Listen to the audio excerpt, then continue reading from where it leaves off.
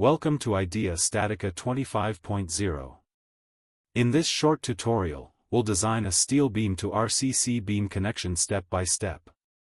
First, we define the geometry. Then, we apply loads and boundary conditions. Next, we model the steel-to-concrete connection, run code-based checks, and finally review the results in 3D detailing. This is just the beginning, the full detailed design is coming soon. Stay tuned.